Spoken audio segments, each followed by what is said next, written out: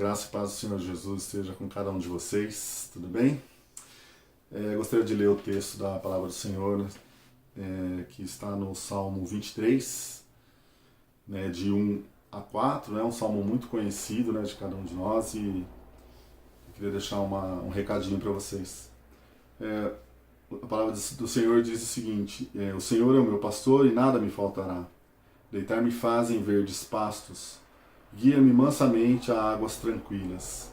Refrigera a minha alma, guia-me pelas veredas da justiça por amor do seu nome.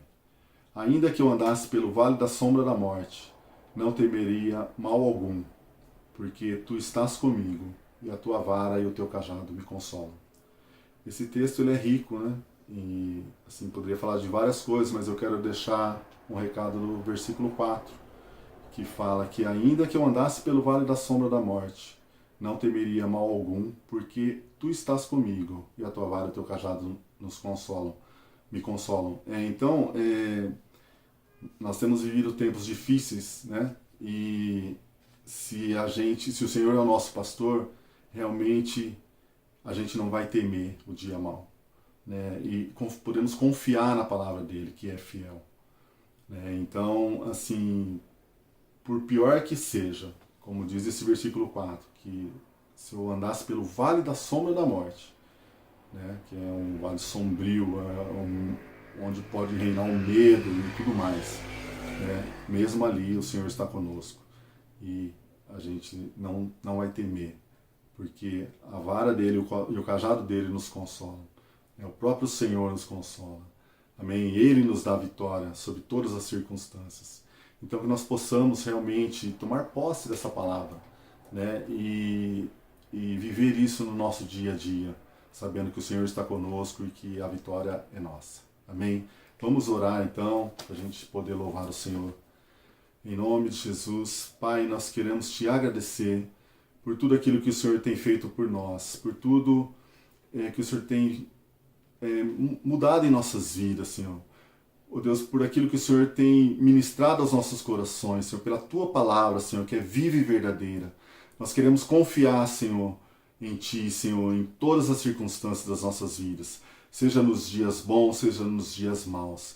Nós sabemos que em Ti nós temos a vitória sobre os nossos inimigos, Senhor, sobre todas as tempestades da nossa vida, Senhor. Nós podemos, Deus, dizer que somos mais do que vencedores em Cristo Jesus, porque o Senhor está conosco e a Tua palavra é fiel e verdadeira. Aleluia, glória seja dada ao nome do Senhor. Amém? Vamos louvar o Senhor de todo o nosso coração. Amém?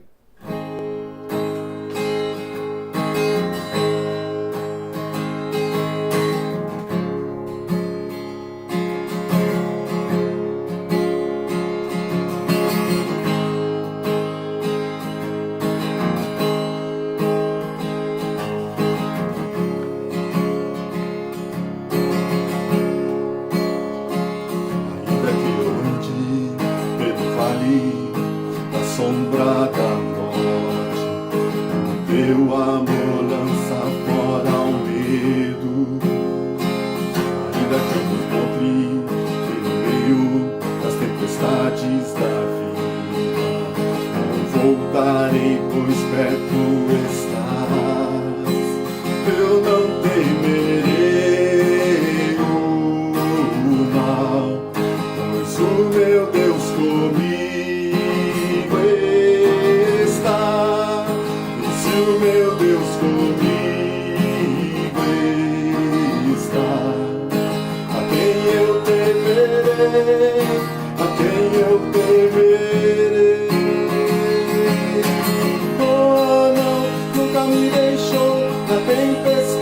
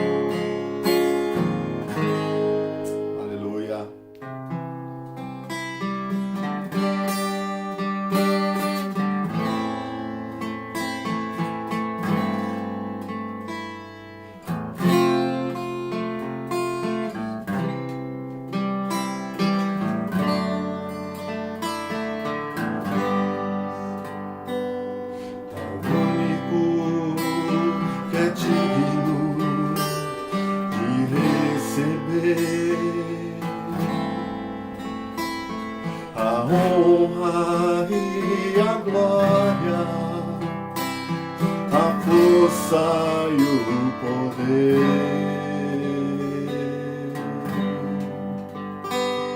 ao Rei eterno, imortal, invisível, mas real. A Ele ministramos o louvor. Ao único que é digno de receber a honra e a glória, a força e o poder.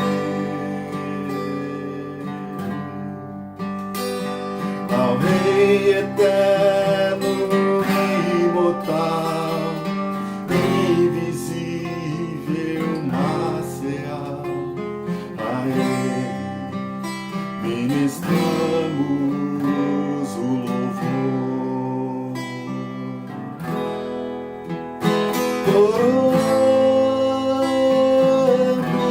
Oramos a Ti, ó Rei Jesus. Oramos a Ti, ó Rei Jesus. Adoramos o Teu nome, nos rendemos aos Teus pés,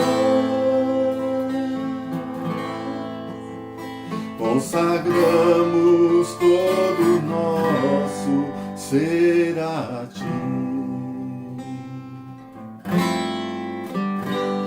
Ao único que é digno de receber a honra e a glória, a força e o poder. Ao Rei eterno, imortal, invisível, mas real, a Ele ministramos o louvor. Oramos a Ti, ó Rei Jesus. Oramos a Ti, ó Rei Jesus. Adoramos o Teu nome, nos rendemos aos Teus pés, consagramos todo o nosso ser a Ti.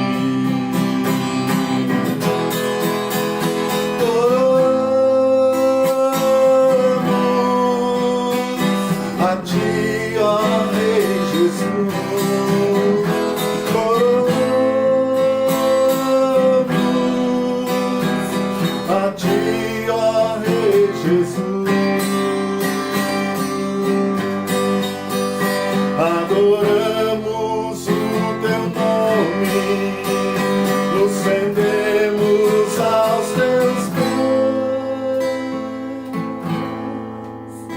consagramos todo o nosso ser a Ti. Consagramos todo o nosso ser a Ti. Consagramos todo o nosso ser a Ti. Olá, queridos, graça e paz. Estamos aqui mais uma vez no culto não presencial, gravando esse vídeo e vamos falar hoje sobre um tema que eu dei o título de Quando Parece que Deus Não Faz Nada, né? Você já teve esse sentimento de que Deus não está fazendo nada muitas vezes? Talvez várias vezes, né? Talvez você nunca teve nem coragem de abrir a boca para fazer uma coisa dessas, mas no fundo, quantas vezes, não está acontecendo nada, Deus não está fazendo nada, não vejo nada mudando, tudo igual, às vezes até a situação piora e assim vai, né? Então eu quero começar essa mensagem falando sobre dois personagens bíblicos que a Bíblia expressa claramente que eles não experimentaram a morte como nós conhecemos, a morte física. O primeiro deles é Enoque. A Bíblia diz que Enoque andou com Deus e Deus o tomou para si. Ou seja, Enoque tinha uma intimidade tão grande com Deus e Deus, num determinado momento, o tirou desse mundo para perto de si.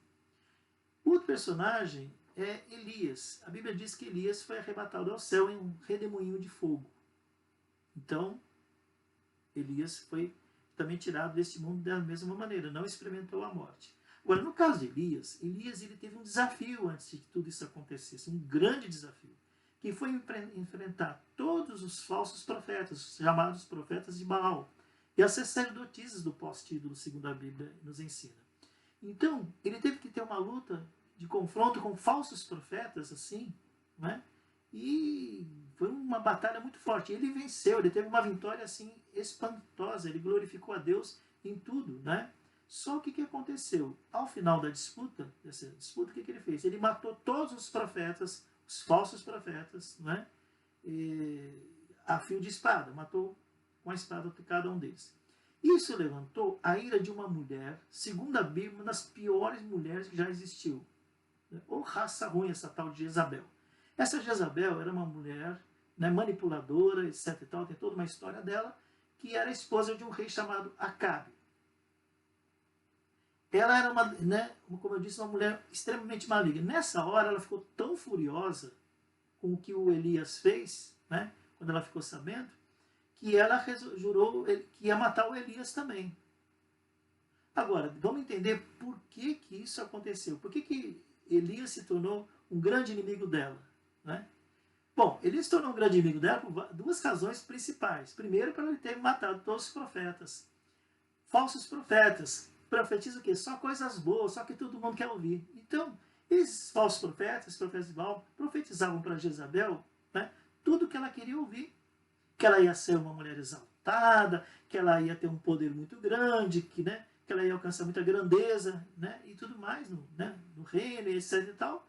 Então, claro, ela amava ouvir isso. Isso mexia com o ego dela, alimentava, massageava muito o ego dela. Mas, o que aconteceu?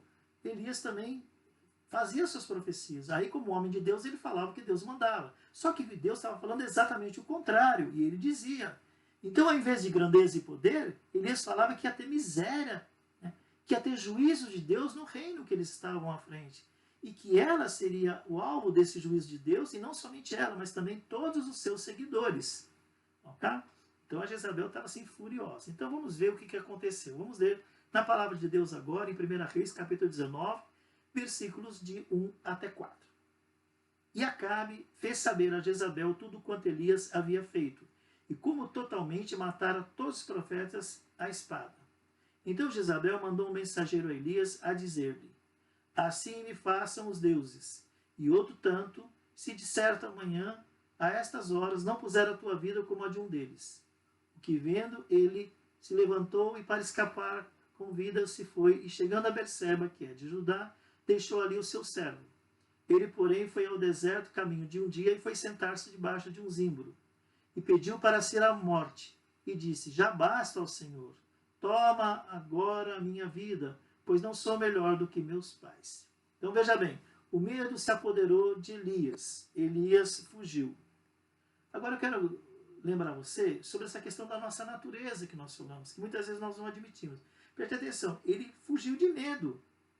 Tinha tido uma vitória estrondosa, espantosa, e agora esse homem está fugindo de medo, com medo de uma mulher, né, que estava jurando matá-lo.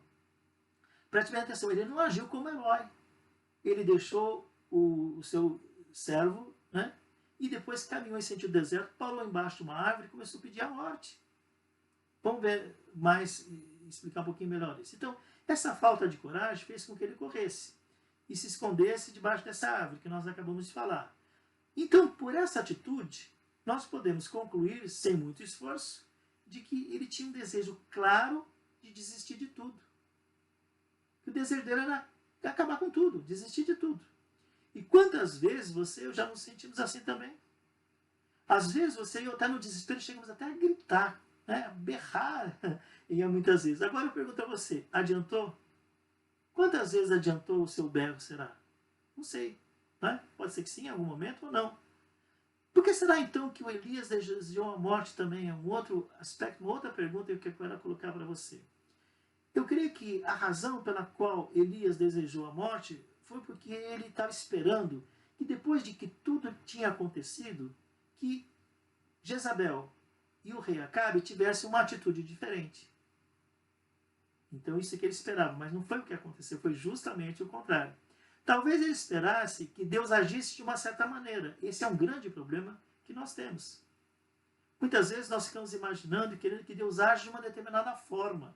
Porque nós imaginamos que a solução é que aquilo aconteça, e não é. Sabe qual é o problema nessa hora? É que nós muitas vezes baseamos a nossa fé, e foi exatamente o que Elias fez, e que nós fazemos também, é baseamos a nossa fé, não é, apenas no conhecimento que nós temos de Deus. Então, se você tem um grande conhecimento de Deus, de muita intimidade, muito relacionamento com Deus, não de conhecimento só teológico, mas sim de relacionamento com Deus, então você vai ver que Deus tem todas as possibilidades que você nem sonha, nem imagina para resolver um problema. Então, a gente acaba se baseando nisso. Então, se eu tenho pouco conhecimento, me baseio nesse pouco conhecimento, eu fico extremamente limitado. Então, o grande erro de Elias, que é o grande erro nosso também, é que a gente baseia a nossa fé no conhecimento que nós temos de Deus, e não no próprio Deus, e não na grandeza do próprio Deus que nós servimos. Por causa disso, né, quando a gente não tem essa confiança, o medo toma conta da gente e a gente quer sumir, a gente quer fugir, que foi o que o Elias fez. Agora vamos também analisar os fatos, né? Vamos também ser misericordiosos assim com Elias, né? Primeiro, Elias estava muito sobrecarregado, ele estava muito estressado. Eu diria, assim, só para você me entender melhor, que ele estava debaixo de uma ressaca que não era só espiritual, porque a luta contra o reino das trevas que ele teve, emocional, né? Física. Então ele estava assim, um bagaço, vamos dizer assim, né? E preocupações na cabeça e pressões, então extremamente sobrecarregado. Então, nessa hora, acontece o que nós acabamos de dizer. A gente espera que Deus, não é? Lamentavelmente, a gente espera que Deus haja de uma determinada maneira. E normalmente essa maneira que nós queremos que Deus haja é do nosso jeito. Então o que acontece? Quando eu quero que Deus haja do meu jeito e Ele não age, eu corro o risco de que a minha fé vá parar no fundo do poço. E é isso que a gente tem que tomar cuidado, né? Como cristãos, qual é a expectativa de Deus em relação a nós? Deus quer que a gente não tenha medo, que a gente sejamos pessoas destemidas, pessoas alegres, não é? Pessoas preparadas para enfrentar todos os tipos de desafios e obstáculos que vão surgir no caminho. Então, muitas vezes, esses tempos, né, que como aconteceu com Elias, são tempos de preparação para que a gente possa enfrentar obstáculos maiores e atingir vitórias maiores e dar glória para Deus muito mais do que nós demos até hoje. Que essa é a expectativa de Deus. Passado um tempo, a partir desse momento que eu estou me referindo, né, a gente vê Elias de novo ainda mais abatido. Então, o abatimento de Elias foi aumentando ainda mais. E aí ele começa a falar claramente, né, que ele quer morrer. Agora, uma coisa engraçada, uma pessoa que quer morrer e foge porque tem medo de morrer, então há uma contradição aí, né? Ué, ele não disse que ele queria morrer? E agora tem uma pessoa querendo matar ele, ele foge. Né? É até engraçado isso, né? Mas nós sabemos que as coisas funcionam assim, muitas vezes dentro de nós, né, no nosso ser. Eu quero ler alguns textos bíblicos, e eu vou fazer isso no decorrer dessa mensagem. Não vou explicá-los em detalhes, mas só para lembrar você de algum pequeno detalhe que a palavra de Deus fala. Por exemplo, vamos ler Jó, capítulo 3, versículos de 20 a 21, parte A. Porque se dá luz ao miserável e vida aos amargurados de ânimo? Então é uma pergunta, por que se dá luz ao miserável e aos amargurados de ânimo, que esperam a morte e ela não vem? Quantas pessoas muitas vezes estão esperando a morte, mas a morte não vem? Então o que acontece? Quando a gente sai de uma situação de fé para o medo, a gente começa a correr risco. Quando a gente abandona a fé por causa do medo que a gente está sentindo daquela situação, então o que acontece? A gente corre o risco de começar a agir sem lógica, fazer coisas assim absurdas às vezes até. Então, nós temos que entender que todos esses sentimentos, essas coisas, vêm e afloram no nosso coração quando estamos diante de fortes pressões, ok? Elias começou a ter o quê? Autocompaixão, ter pena dele mesmo, aquela chamada dor de mim. Não é? E ele chega em um determinado momento e ele fala para Deus, já basta, ó Senhor. Quando ele fala, já basta, ó Senhor, o que ele está dizendo, em outras palavras? Eu estou cansado de toda essa situação, eu não aguento mais, não estou dando mais conta. Talvez ele estivesse até pensando, eu já fiz toda a parte que me cabia. Às vezes é assim, a gente pensa que fez toda a parte que nos cabe fazer, né? A gente fez tudo certo e que agora essa situação toda é até injusta com a nossa vida. Mas às vezes não é bem isso que nós fizemos. Então a gente cai nesse, né? Se acha no direito de dizer, Senhor, eu não aguento mais, tira a minha vida, já basta. Okay? Vamos ler mais um outro texto, né? Em 1 Coríntios, capítulo 10, versículo 13. A Bíblia diz, não veio sobre vós tentação senão humana, mas fiel é Deus que não vos deixará tentar acima do que podeis. Antes, com a tentação, dará também o escape, para que a possais suportar. O que está dizendo esse texto? Que Deus não vai permitir uma tentação, senão uma tentação humana. Ok? E Ele não vai deixar que a gente seja tentado mais do que a gente pode suportar, que a gente pode dar conta. E Ele diz ainda mais, que antes até dessa tentação, Ele dá o quê? A porta de saída, o escape, a maneira da gente sair disso, para que a gente possa suportar. Olha que coisa impressionante. Então, muitas vezes nós reclamamos e até somos injustos com Deus, né? Nós estamos, né? Enfim, estamos com pena de nós mesmos, né? Vamos agora ver um outro aspecto, que é que Deus cuida tanto do nosso físico, né? Mas também como Ele cuida do nosso espiritual. Vamos ver em 1 Reis, na sequência, né? Os versículos de 5 a 8. 1 Reis 19, versículos de 5 a 8. Diz a palavra do Senhor assim, deitou-se e dormiu debaixo do zimbro. E eis que o anjo o tocou e lhe disse, levanta-te e come. Olhou ele e viu junto à cabeceira um pão cozido sobre pedras em brasa e uma botija de água. Comeu, bebeu e tornou a dormir. Voltou a segunda vez o anjo do Senhor, tocou-lhe e lhe disse, levanta-te e come, porque o caminho te será sobremodo longo. Levantou-se, pois, comeu e bebeu, e com a força daquela comida caminhou 40 dias e 40 noites até Horebe, o monte de Deus. Então preste bem atenção. Ele estava deitado debaixo da árvore, o anjo apareceu, tocou e falou, levanta e come. E ele providenciou que pão cozido, né, sobre brasa e uma botija de água.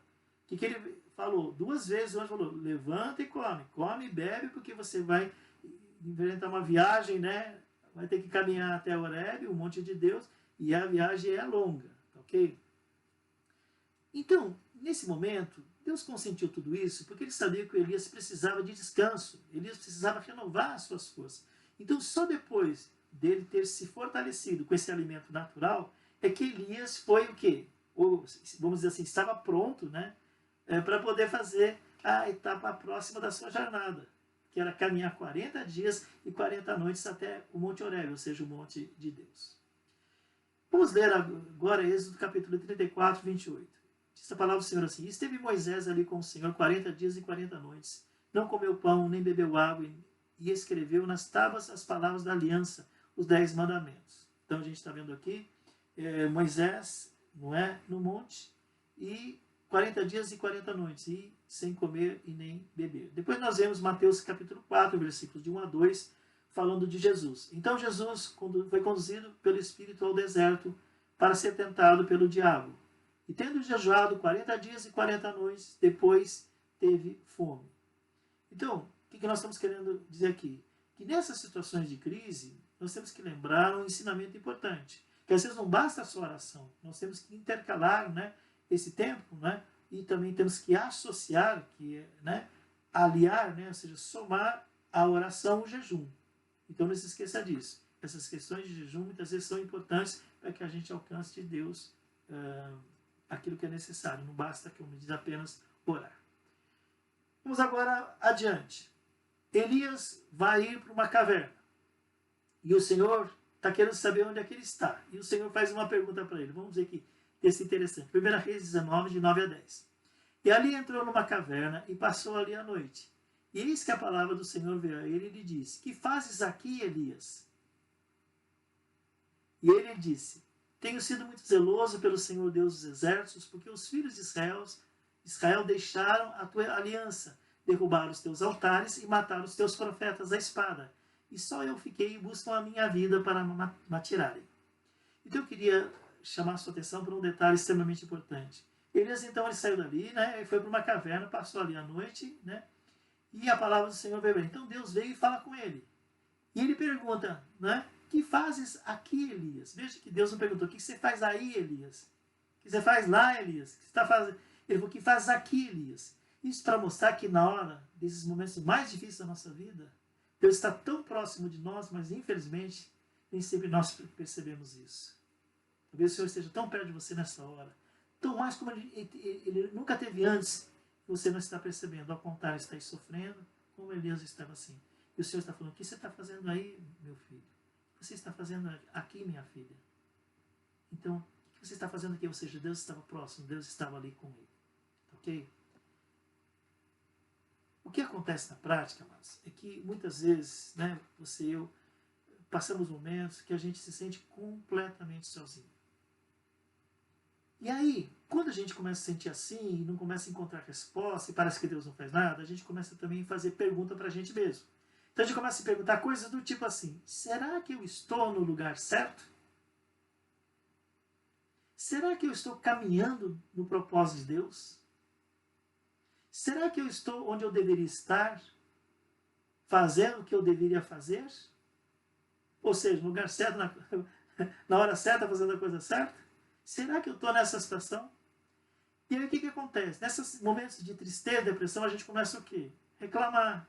E foi o que Elias fez. Ele começou a falar mal dos filhos de Israel. E começou a reclamar. Ele, né? Oh, Senhor, os filhos de Israel me abandonaram, eu fiquei sozinho.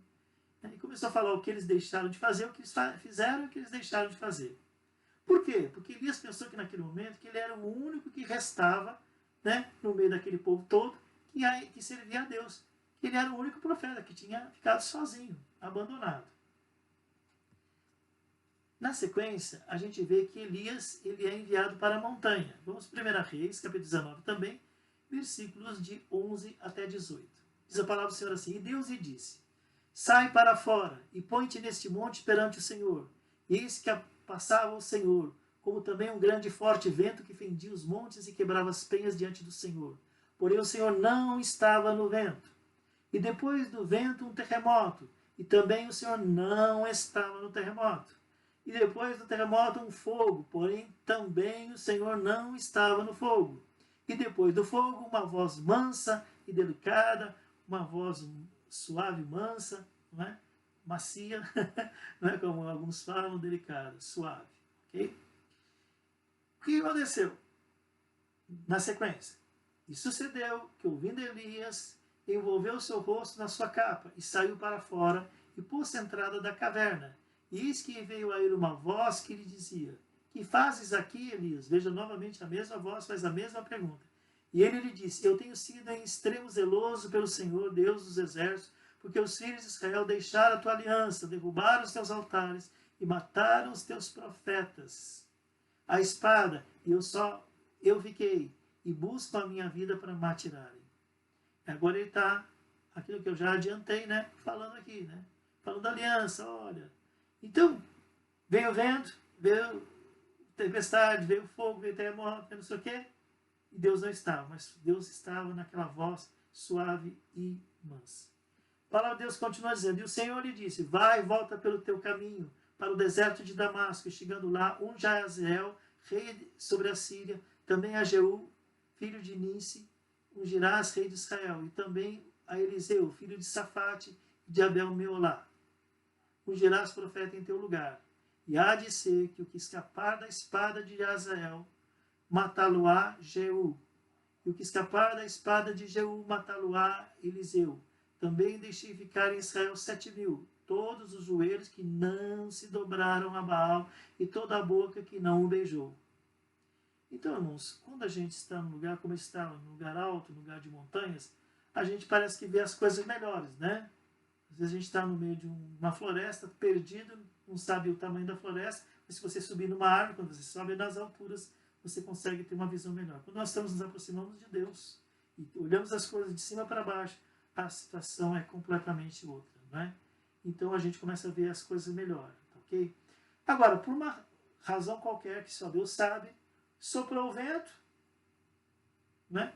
Soprou, aconteceu um terremoto, houve um incêndio, mas agora a situação já é nova. Parece que Elias já está vendo a situação um pouco diferente, ele já não está mais com tanto medo. Vamos ler um texto bíblico que está em Deuteronômio, capítulo 4, versículo de 11 a 12. Diz assim: E vós os chegastes, e vos pusestes ao pé do monte, e o monte ardia em fogo até ao meio dos céus, e havia trevas, e nuvens, e escuridão. Então o Senhor vos falou do meio do fogo. A voz das palavras ouvistes, porém além da voz não vistes figura alguma. Percebe? Então, de novo, a voz do Senhor falando em meio ao fogo. Não é? E ele também ao pé do monte. Né? Okay? Então, Deus falando com o seu povo. Então, uma voz suave e mansa chega e lhe pergunta: o que faz aqui, Elias? Que foi o que nós vimos antes.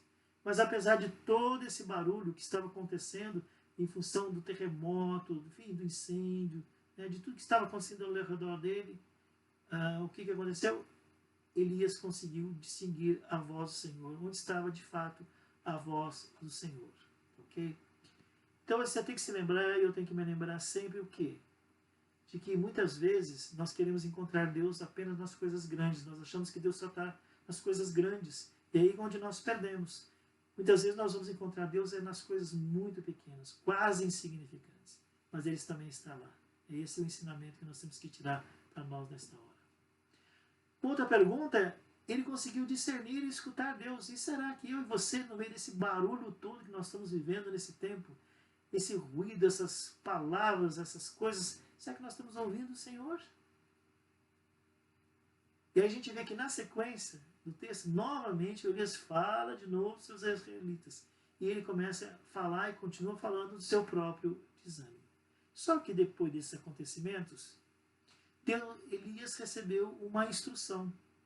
Ele recebeu uma instrução para ungir 3 pessoas. Ok? 3 pessoas diferentes. A primeira é Azael. A Bíblia diz que ele foi ordenado que ele ungisse Azael para ser rei da Síria.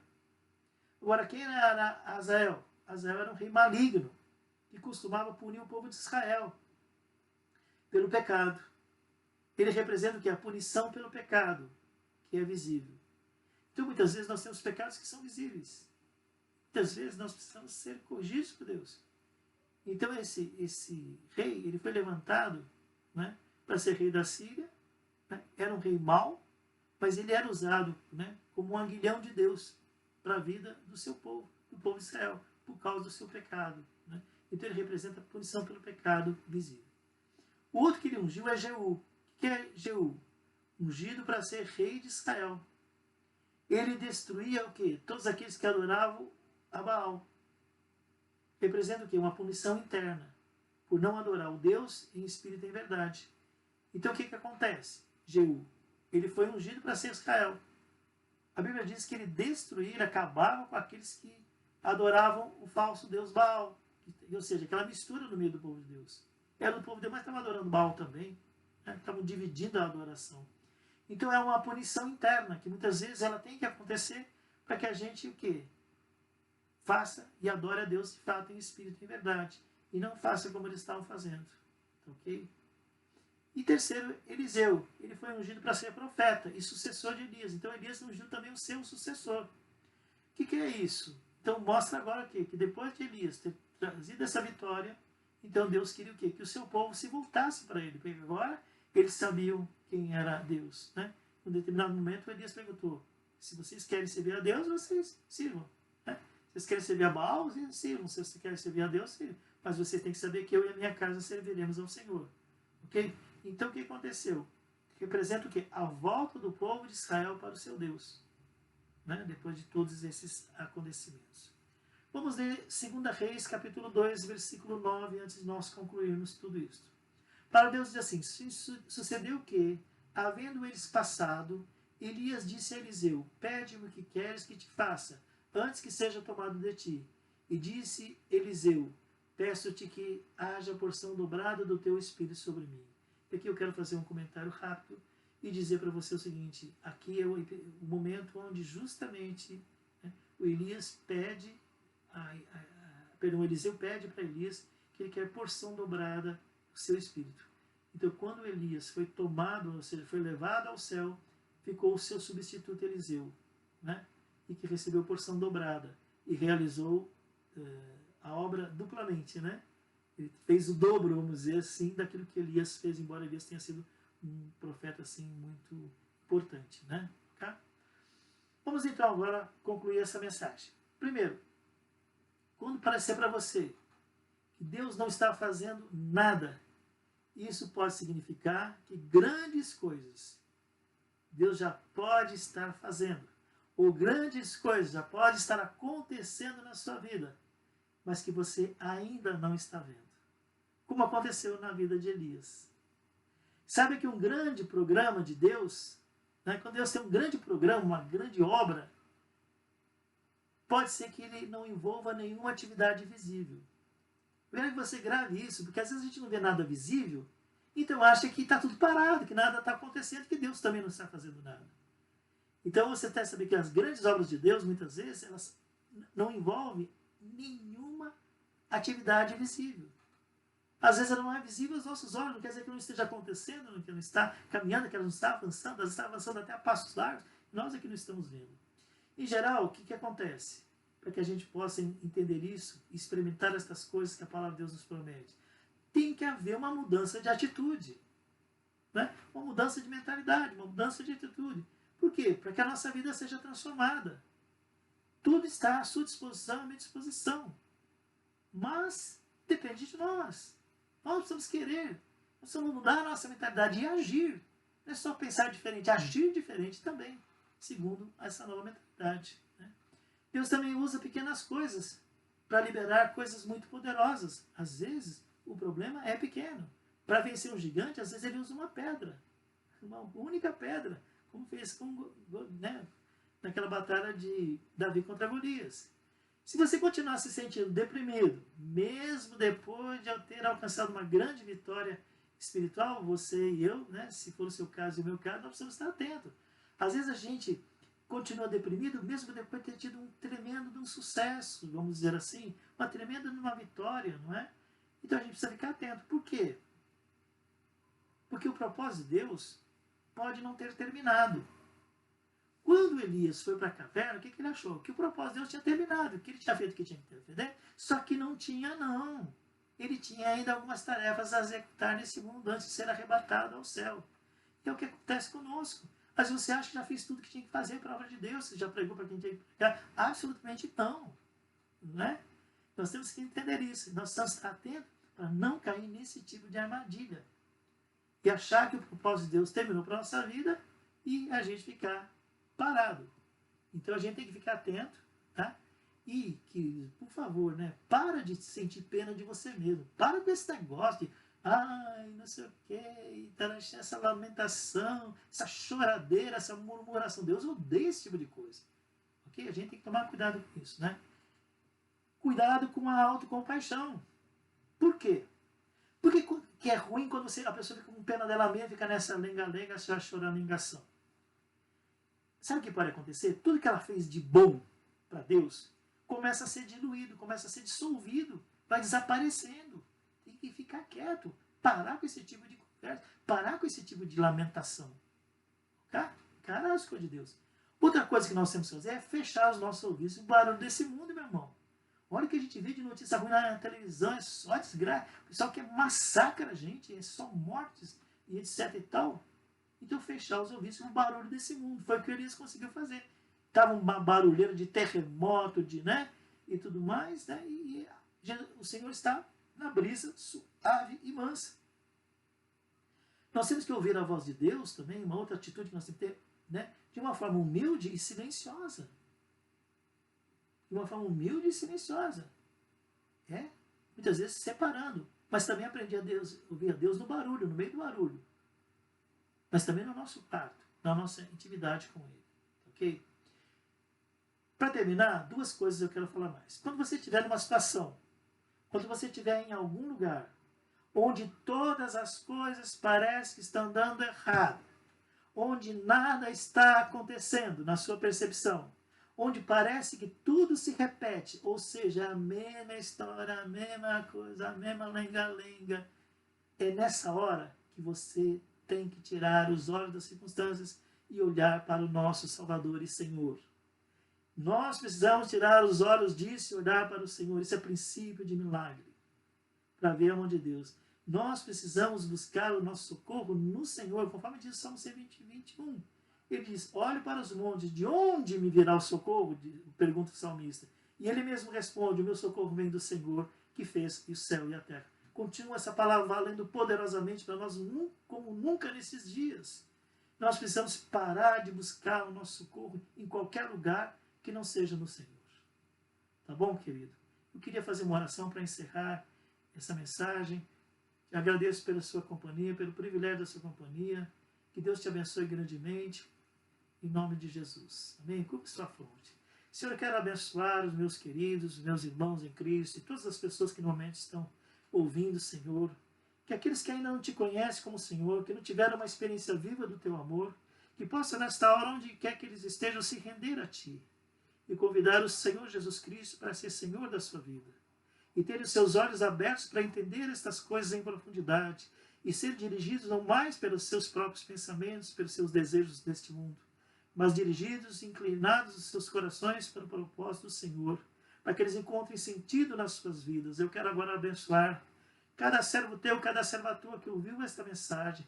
Pai, nós repreendemos todo tipo de depressão, opressão, em nome de Jesus. Que haja libertação, que correntes sejam quebradas. Eu ordeno em nome de Jesus a libertação de todo aquele que está amarrado, preso nos seus pensamentos, nas suas ideias, preso, Senhor, em pensamentos de morte, querendo desistir, Senhor. E que todas essas pessoas sejam agora visitadas, tocadas pelo teu poder sobrenatural, Senhor, porque só o Senhor pode fazer essas coisas agora. Vai enchendo cada um com o teu Espírito Santo, até transbordar. Enche, Senhor, transforma, salva, cura, liberta, faz a tua obra, levanta, traz o teu reino, Senhor, que seja feita a tua vontade, assim na terra como no céu. Eu quero nesta hora, na graça bendita de nosso Senhor Jesus Cristo, no amor de Deus o Pai, no poder e na unção do Espírito Santo, abençoar os teus filhos, que eles tenham um tempo de vitória nas suas vidas, de compreensão, de revelação, e que essa palavra fique impregnada nos seus corações, gravada com fogo, para que no momento certo eles possam, Senhor, encontrar as respostas que o Senhor falou para todos nós nesse dia, Senhor. Em nome de Jesus. Amém. Fiquem com Deus, queridos. Fiquem na graça e na paz do Senhor. Em nome de Jesus. Amém.